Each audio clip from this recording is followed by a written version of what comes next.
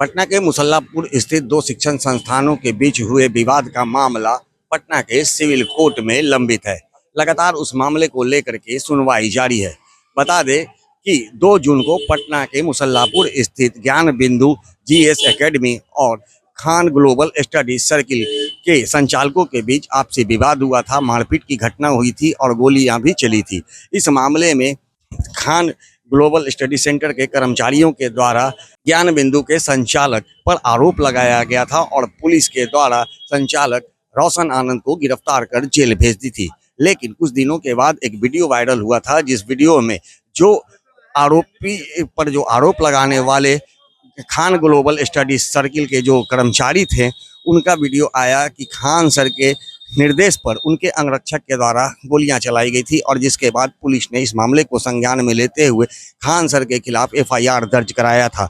उन तमाम चीज़ों की सुनवाई पटना के सिविल कोर्ट में चल रही है। हालांकि खान सर की गिरफ्तारी अब तक नहीं हुई है। कोर्ट के द्वारा लगातार उनकी गिरफ्तारी पर रोक लगाए जा रहे थे और सुनवाई पर सुनवाई जारी है। ऐसे में एक बार फिर से सुनवाई जो है अगले 3 जुलाई को होना है। लेकिन इस पूरे मामले को लेकर के ज्ञान बिंदु के जो रोशन आनंद के जो अधिवक्ता हैं एहसन झा, वो क्या कुछ बयान दे रहे हैं, पहले वो सुनिए।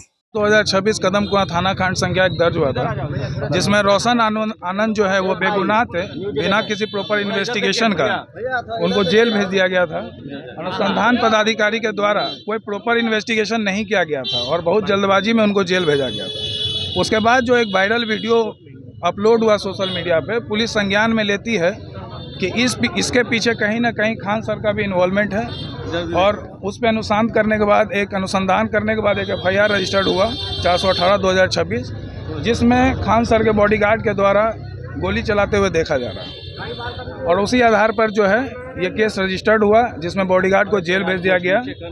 और जेल भेजने के बाद अभी जो अनुसंधान के क्रम में जो मटेरियल रिकॉर्ड पे आया है, उससे अभी पता चला है कि जो उनका लाइसेंस था वो सिर्फ उत्तर प्रदेश में ही यूज करने के लिए परमिटेड था।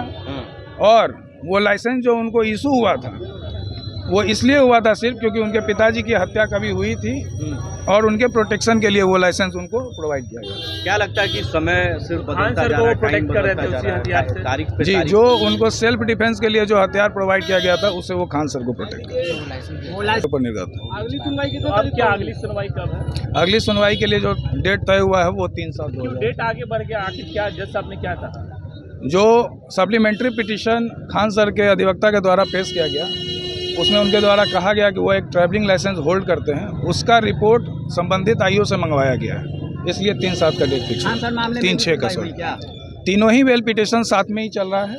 तीनों का सुनवाई एक साथ ही होता है। प्रोटेक्शन पर रोक अभी भी है? हाँ, interim protection till next date अभी भी है। तो जैसा कि आपने सुना, उनके अधिवक्ता एहसन झा के द्वारा साफ तौर पे कहना था कि जिस तरह से खान सर के निर्देश पे जो उनके अंगरक्षक गोली चला रहे थे, उनकी गिरफ्तारी हो गई है और वो जेल में है। लेकिन उनका जो लाइसेंस था वो यूपी का था और यूपी के लिए ही वो निर्गत किया गया था, लेकिन उसका गलत उपयोग किया जा रहा था और खान सर के सुरक्षा में वो व्यक्ति वो हथियार को लेकर के बॉडीगार्ड का काम कर रहा था। अब इस पूरे मामले को लेकर के वो जो हथियार के जो लाइसेंस थे उनकी प्रति जो है अब कोर्ट में मांगी गई है। लेकिन फिलहाल इतना तो तय है, जिस तरह से अब खान सर की मुश्किलें जो है दिन प्रतिदिन बढ़ते हुए नज़र आ रही है, आखिर कोर्ट से उन्हें कब तक क्या निर्देश देती है, क्या आदेश आता है, क्या उनकी गिरफ्तारी हो पाएगी, गिरफ्तारी के आदेश कोर्ट देगी या फिर उन्हें एंटीसिपेटरी बेल मिल जाएगा, ये तो आने वाला समय ही बताएगा। लेकिन इतना तो तय है कि 2 शिक्षा संस्थानों के बीच का विवाद अब लगातार गहराता हुआ नजर आ रहा है। सहयोगी आनंद के साथ Gyanand Verma, AVI nation news, Patna.